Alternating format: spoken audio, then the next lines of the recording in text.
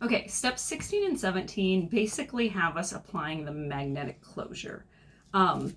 If you read my guide to buying materials, I said don't buy a 2-inch fusible fleece, and hopefully at the fabric store they advise you not to either. You can't really get just a 2-inch piece of fabric from the fabric store. I think the pattern assumes that you're a sewer, you have this just laying around, and if you do, great, but most people don't. And the people who are writing the pattern are clearly not FCS teachers who need to maximize all their resources. But the reason I told you not to buy it, that fusible fleece is basically to provide a sturdy backing so that when that magnetic snaps together, it doesn't rip out of your bag. You can also, if you've saved your interfacing scraps, you saw this corner here that you cut out earlier, you can use some of that. So all you're gonna do is where that dot is that you apply that closure, you're gonna fuse 1, maybe 2 layers to the back. If you still don't have that, if you have an iron-on patch, that would be good. Otherwise, even like a scrap of denim or some sort of heavy material on the back there will do that. I don't want a magnetic closure, and I'm going to show you how to put a zipper in your bag. So instead, I'm going to mock up how you put in the magnetic closure on this scrap of fabric. So the magnetic closure, so you would put interfacing on the back of the fabric where you're going to put it in, and then what's the point of the interfacing? So this, because it's magnetic, when it's holding on to this, if it snaps together and you don't have something strong enough behind it, it'll just tear rip the out. fabric. Yes, and you want something stronger. So either 2 layers of interfacing, or if you don't have scraps of interfacing, get something heavy like a piece of denim. Yeah.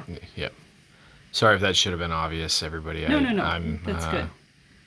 So you're going to figure out where you want this to be, and you're going to take this little template. It comes off the back of this magnetic closure, and you're going to put it down here. And then you're going to mark these 2 things. I thought I already brought over.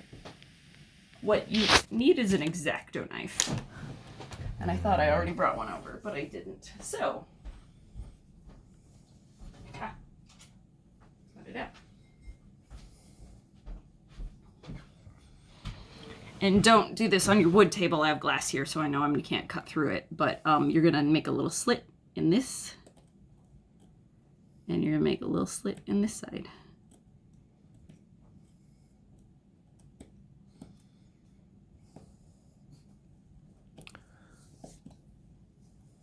And basically, it's just enough to get these 2 little prongs through.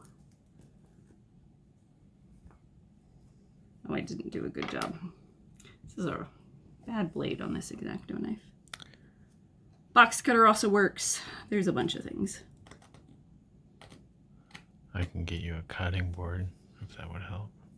Yeah. If you've got a rotary mat at home, cutting on top of that also helps. I was being delicate about it because I didn't want you to see me. So use that as the template, but you stick the 2 prongs through.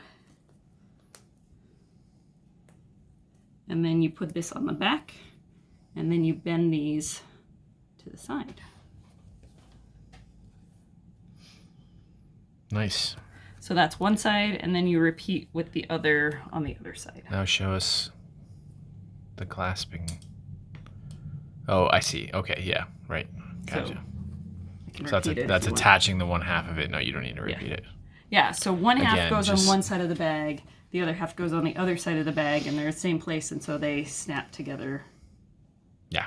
Yeah. Gotcha. Okay. So now we're on to step 18, and it says with right sides together, stitch front lining to back lining at side seams and lower edge, matching small dots and notches, leaving an opening in the lower edge for turning. So, like we did with the front side, we're going to match up these 2. Those notches match. They do. Good job. Well, it was a little easier with these 2 pieces because I cut them out at the same time. They were just 2 layers cutting at the same time. So we're going to sew this edge, And this edge, the key is we need to keep an opening to turn it inside out again. Where are you going to keep that opening? I'm going to keep it in the bottom because I think it's easiest to sew up there. You keep it in the middle or you keep it in a corner? I'm going to keep it in the middle. And sometimes what I do, so I have pins with different heads. Sometimes I put a pin in to remind myself, like, I don't know, I've gone so far as I had green and red pins at school, and the red pins meant stop and the green meant go, if you have a very literal. That's clever. But it just reminds me I'm going to stop here, backstitch, then pick it up and start again, backstitching here to the end. So this whole side. They should make some little stop sign pins. Oh, that would be clever. Look, I was gonna say you could do that and make us a fortune, except I think the sewing market is so small. It's not gonna happen, people. I'd be more of like a folk hero than anything. Yeah, I was gonna say. Well, someone feel free to take this, and you can just pay us. We'll invest a little bit. Yeah, royalty. That's fine. So what, we get a check for $1 every year or so. Yep. All right. Again, seam allowance 1/2 inch. So.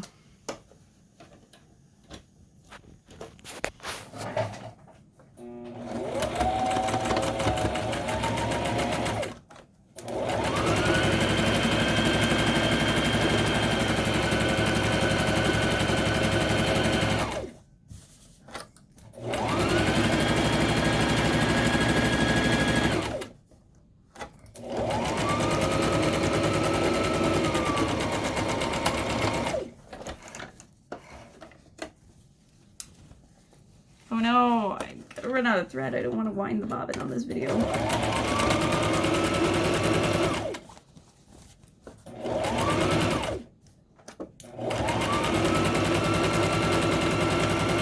So now I'm coming up to my pin. I'm gonna stop, backstitch, and start again after my next one. The opening 4 inches. So it's a kind of a, you need at least enough to turn the whole bag inside out, but not so much that, well, you have to hand sew it closed later. Actually, I'm thinking about how stiff my bag is, and I'm gonna make it wider than 4 inches. I'm gonna make a good hefty because I've got some really stiff interfacing.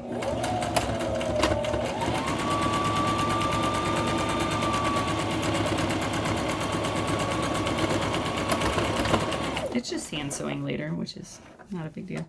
Okay, I've sewn this side and the bottom, but I'm gonna stop because I'm out of bobbin thread and finish it up. It's just the straight lines from there. Why didn't you do the little corner pieces?